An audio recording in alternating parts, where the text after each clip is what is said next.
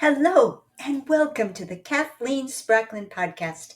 I am a teacher of Zettelkasten today, and I'm going to review the concept of the effortless numbering system. I know I've been referring to it lately, talking about it as though everyone knew what it was, but so many new people are coming into my channel that I'm getting requests of, well, what is this thing? So I want to step back also and give you guys a little bit of the theory of what's going on here and where I stand. I keep an analog Zettelkasten, Zeke. The topic tonight is about the numbering system. And what I'd like you guys to know, I have the utmost respect for Scott Scheper.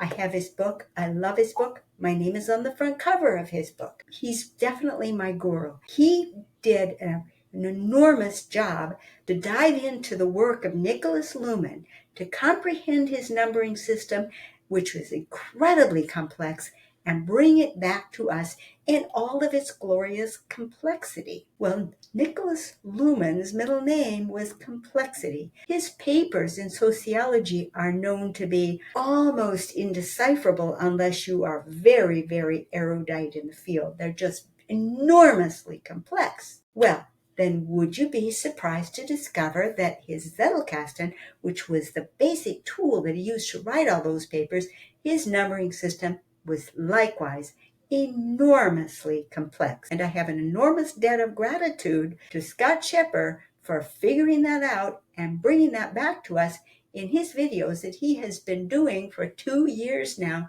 to teach us that system. All that said, the bottom line is, once I dove into it and brought my mathematical brain to it and my computer programming brain to it and my systems analytical brain to it, I was able to figure out that Luhmann's system was, surprise, surprise, needlessly complex. Scott was loyal to it, and if he had not brought it to me, I would have no Zettelkasten.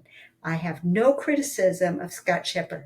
But the numbering system is in need of a new look, and that is what the effortless numbering system is all about. And what I'm going to do tonight in this video, for those who are new to this channel, I'm going to just cover the very, very basics of effortless numbering so you can see how easy it is. And that is what we're going to cover tonight. See you over on the cards. Okay, so now we're going to look at some cards and we're going to look at some specific examples so we can see how easy effortless numbering actually is. Effortless numbering just switches back and forth between numbers and letters and numbers and letters, and every 4 throws in a dash for readability. So let's take a look at this first one. 3B2A-2 is an example of effortless numbering that does not use a category system. Categories are optional, and we're not covering categories today.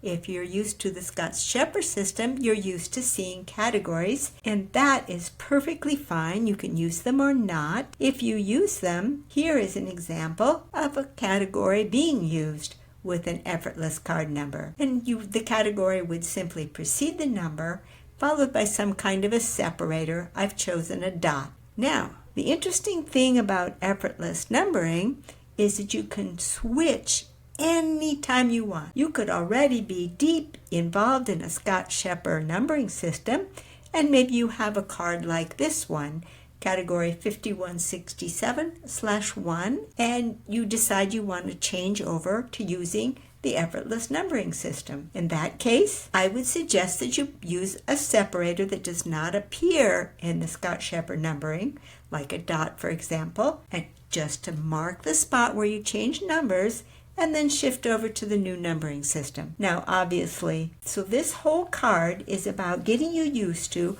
what does an effortless number look like. Now let's take a look at how you give cards effortless number. A new card in the effortless numbering system has a job to do. It has to choose its parent. The new card gets to decide what card that you've already got in your system that the new card wants to go right after. Today, we aren't going to deal with the situation of what if the new card doesn't want to go after any card that's already in the system. We'll talk about that another time. This for tonight, we're going to assume that the new card can find a card that's already there and say, yep, I want to go right after this card. It belongs with this card. So now let's look at some parent card numbers and what the new card number would look like. I've got a whole bunch of examples on this sheet. Okay, in our first example, the parent number was 3B2A-2. Well, the new card number, 3B2A-2A.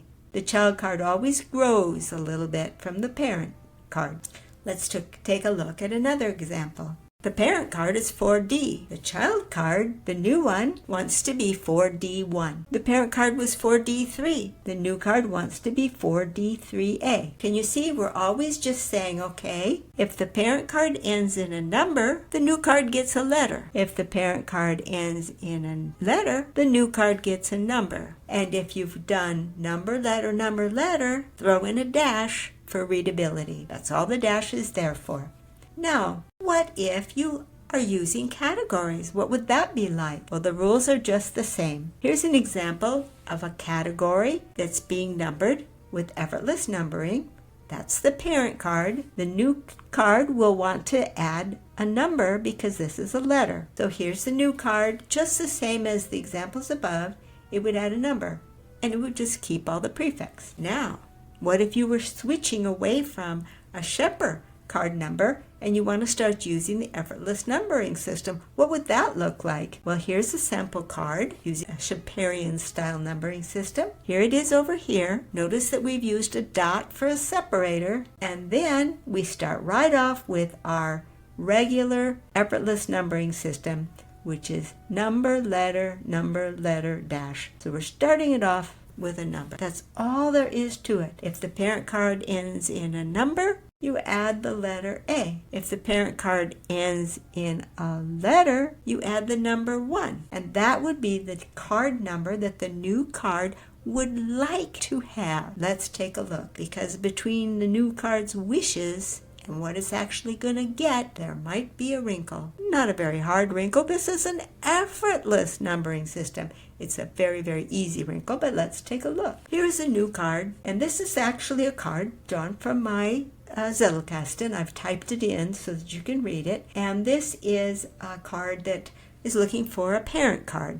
So I go through my index and such. We're not talking about how to index tonight. We're just talking about how to do effortless numbering. So this card looked through the Zettelkasten and it found its desired parent. This card wants to go right after card 4B1B. Well, if it wants to go right after 4B1B, then we know what it wants for its number. It wants its number to be 4B1B-1. Well, now we look. Oops. There's already a 4B1B-1 in the system. Oh darn. Now what? Well, this is effortless, folks. The new card gets 4B1B-2, the next available number. Now, we have our parent card, 4B1B. It has a card that already chose it for a parent. And now this card wants to choose it for a parent too. Are they going to get into a tug-of-war? Are they going to start squabbling and screaming, me first, no, me first, no, me first? No, silly. They both get to be right next to the parent. How? We create a directory card. Scott Shepherd calls these branch collectives, which sounds like a very complex name, and he gives them very complex numbers, but we're not going into complexity here, so let's just call them a directory card and let it go at that. Here is our parent card, and here is the phrase that characterized the parent card, and here's the two child cards with the phrase that characterized those cards. Where do those phrases come? Well, that's more complex than we want to do tonight. Tonight we're just talking numbers. But what I want you to notice is that all three phrases are right here collected together on this directory card. So in a sense, this card is just as much close to this one as this one is. They're all right three together. So what does that look like in our Zettelkasten once we've stacked them all together? Well, we have the parent card, 4B1B, followed by the directory that keeps all the children together so they don't have to fight, and then 1 comes before 2. It's as easy as that. Now, if this card were ended in a number, say this was 4B1, then this would have been 4B1A, and this one would have been 4B1B. You see, if the number is already taken, you get the next higher number. If the letter was already taken, you get the next higher letter. It's effortless, folks. Totally effortless. I'm working on a course called Zettelkasten Beyond Your Wildest Dreams.